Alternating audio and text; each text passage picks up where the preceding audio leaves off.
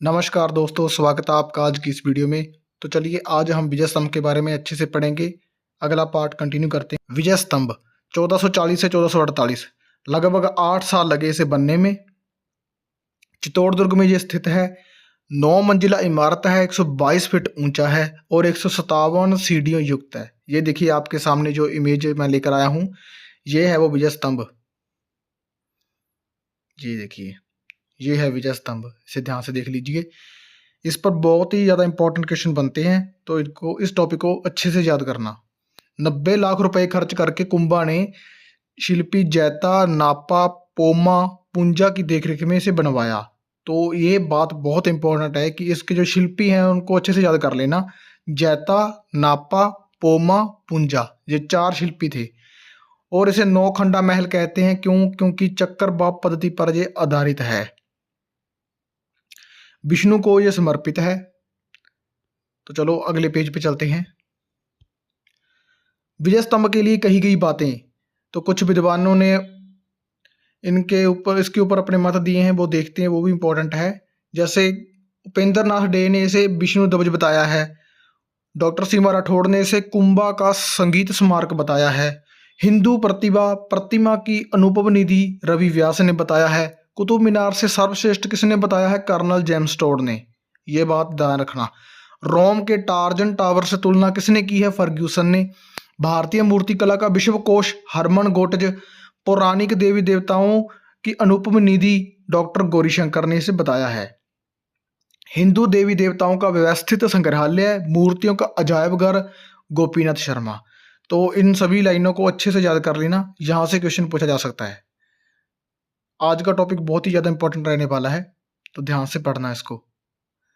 अब देखिए, 9वीं मंजिल पर आकाशीय बिजली गिर जाने के कारण इसको नया रूप किसने दिया था? महाराणा स्वरूप सिंह ने दिया था। ये बात ध्यान रखनी है।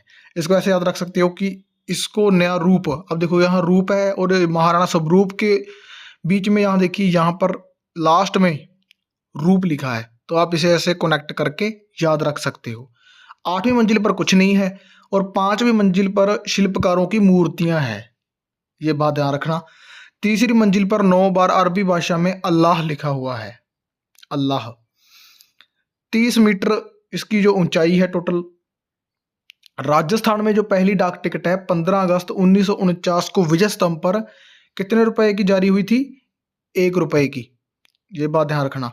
राजस्थान पुलिस माध्यमिक शिक्षा बोर्ड व जेके सीमेंट का जो प्रतीक चिन्ह है वो विजय स्तंभ ही है। आप देखते होंगे कि राजस्थान पुलिस में भी विजय स्तंभ का प्रतीक चिन्ह है और माध्यमिक शिक्षा बोर्ड है उसका भी जो लोगो है उसमें भी इसका इमेज है, इसका जो लोगो लगा हुआ है, और जेके सीमेंट में भी इसका ही प्रतीक चिन्ह है। अत्रि पुत्र महेश ने विजय स्तंभ पर कीर्ति स्तंभ प्रशस्ति लिखी थी। अब अत्रि पुत्री महेश, ये बात भी ध्यान रखना, विजय स्तंभ पर कीर्ति स्तंभ प्रशस्ति लिखी थी। अब हम कीर्ति स्तंभ प्रशस्ति के बारे में थोड़ा सा देख लेते हैं, वो भी बहुत इंपॉर्टेंट है। उसे देखते हैं। कीर्ति स्तंभ प्रशस्ति, ये देखिए आपके सामने उसकी फोटो मैंने लगा दी है। ये है कीर्ति स्तंभ प्रशस्ति। 75 फीट ऊंची है ये, ठीक है। प्रथम जैन तीर्थंकर आदिनाथ और ऋषभदेव जी को समर्पित है। 7 मंजिला ये इमारत है।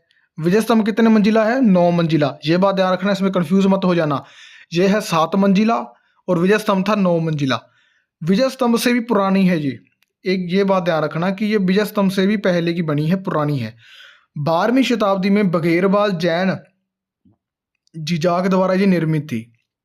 अब इसको ऐसे कंफ्यूज मत हो जाना कि इसका आंसर आप अत्रि पुत्र महेश कर दो, नहीं।